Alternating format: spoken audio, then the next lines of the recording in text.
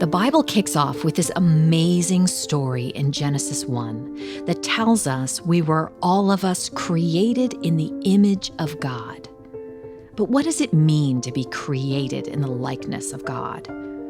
There are lots of aspects of God's character and nature that we could explore. God is love, God is nurturer, protector, kind, merciful, just, jealous, powerful, and on and on. But in this first section of the Bible, where it speaks about our being created in God's image, the characteristic that is most present is God's creativity. God is creator, and we are mandated to create just like God, with one difference. God creates from nothing, shaping the earth from a formless void and willing all of creation into being, simply by imagining and then speaking.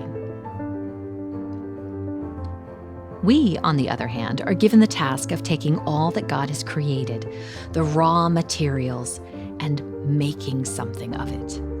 Taking the earth, its inhabitants, resources, and possibility, including our own brains, and wrestling, molding, shaping, and reshaping things to help them reach their highest potential.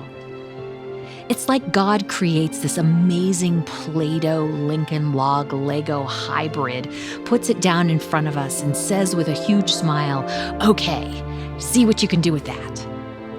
We bring God glory by continuing the creation of the Creator.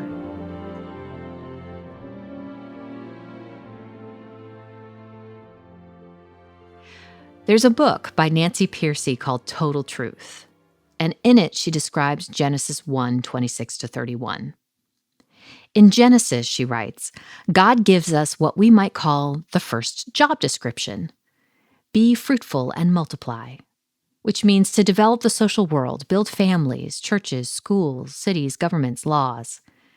And the second phase, subdue the earth, means to harness the natural world, plant crops, build bridges, design computers, compose music. This passage is sometimes called the cultural mandate because it tells us that our original purpose was to create cultures, build civilizations, nothing less. We are to exercise our minds and bodies in service to God by subduing, observing, touching, molding the stuff of creation. We are to form a culture, not simply to allow it to happen to us. Think of the care God took in creating the world, the creative intricacy, the detail in naming. Then we were tasked to carry on that work. God tasks us to subdue and have dominion over the earth and all that is in it. It's been true that people have used those words to abuse our role as stewards of the earth, but there's no getting around the forceful and even violent nature of the term. The original Hebrew words convey the same sentiments. They are heavy words, but they are there for a reason. We must acknowledge that healthy, generative culture as God intended it is not something that just happens. If left to its own devices, the earth would reclaim all of the civilization we've created in a matter of years. Just as our gardens left untended and unmown become fields of overgrown weeds, our cultures, when left to simply reflect our wants and desires, what is easy and popular, tend towards parody, the grotesque, mistaking glamour for beauty in a narcissistic attempt to fashion the world into an idealized version of our image, the image we wish to see of ourselves, instead of God's. So we are indeed tasked to wrestle and struggle with and tend and cultivate our culture, just as we do our built environments.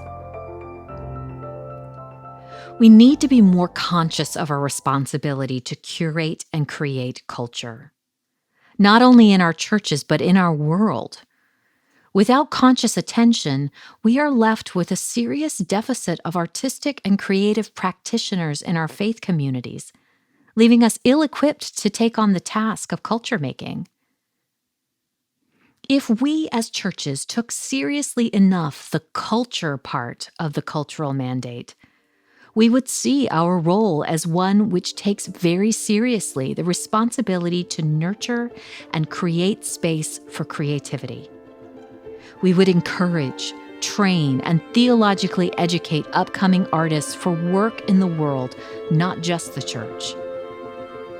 We would make cultural engagement through quality professional arts offerings one of our highest priorities. We would stand as an alternative to commodity-based consumer culture by supporting arts and culture contribution as our gift to society, as a way to proclaim God's kingdom on earth. And we would make engaging creative acts essential to worship and discipleship training.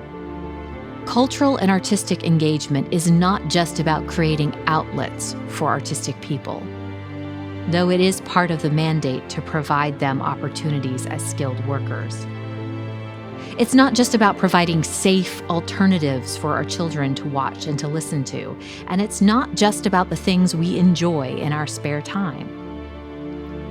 It's about setting the tone of the world in which we live.